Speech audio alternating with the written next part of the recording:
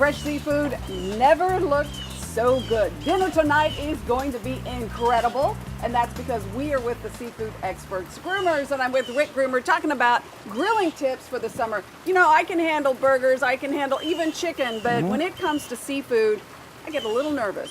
Well, there's nothing to really be nervous about, Tangi. Seafood is very easy to do. What are the three main things I need to know? Let's start out with just fish. Fresh, you know, go to your local fishmonger, make sure he takes care of you on the freshness of the product. You want something that's nice and light, you don't want a heavy-eated fish, and you want to work on something that has a high omega-3 content in it, so something that's a cold water type fish. How do we cook the fish to perfection without overcooking it? Generally speaking, you want to undercook, because you can always put it back on the grill. About 10 minutes for every inch of thickness of the product. And that generally works with all seafoods, including crustaceans, your shellfish, your mollusk, and all that as well. So let's talk about lobster, some tips on grilling lobster. Generally, we like to split them in half, pound to pound and a half lobsters. You're gonna figure on a grill, probably about 8 to 10 minutes, 12 minutes at the most. Once you get up a little larger than that, 2 to 2.5 pounders, of course, you're gonna move up into the 15 to 20 minute range. One of the things, the misconceptions about seafood is that seafood will continue to cook once you bring it off the grill. Don't think that just because you pulled it off the grill, it stopped cooking. So a lot of times people will have it great coming off the grill, 5 minutes later, it's still been cooking, not so great at that point in time. Some of the great things that he's cooking right now? We're taking a redfish on a half shell, which is leaving the scales on it, leaving the skin, and grilling it on both sides. We're using a light basil butter on it, something just very simple.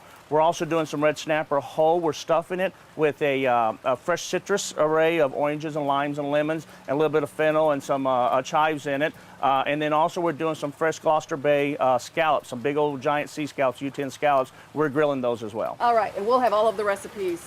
Yes, we will. We have Give recipes everyone, right? for everybody can have it. And if you're looking to have this beautiful venue in your backyard, a pool to dive in anytime the heat gets up, the man that can make that happen is Keith Zars with Keith Zars Pools, who's with me right now. The Pool Czar. Can I call you that? Oh, it just thank you, fits. It really does. That's nice of you, Tangi.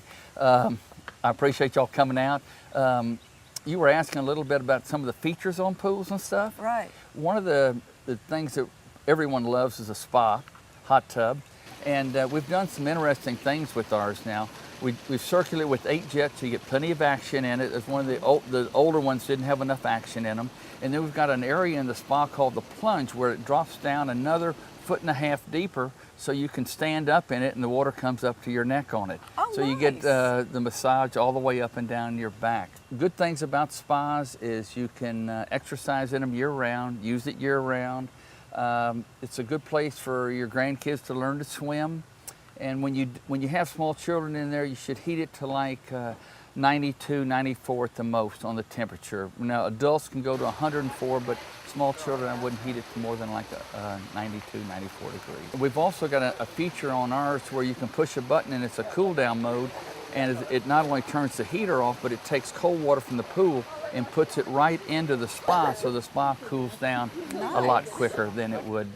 Because when you first get in it, you kind of like that nice warm feeling, but after you've been in it a little bit, you feel like maybe you're soup, so you want to cool it down a little bit. And if you only have space for a spa venue, you can do that as well, right? You don't have to have the swimming pool element. You don't have to have the pool. In fact, we've done some spas only. Yeah. Well, they're all beautiful out here. You can come out to Keith Zars' offices off of 281 and almost pick and choose, as well as the great cooking areas, outdoor venues that are all the rage right now. Keith, thank you. Well, thank you, Tangi.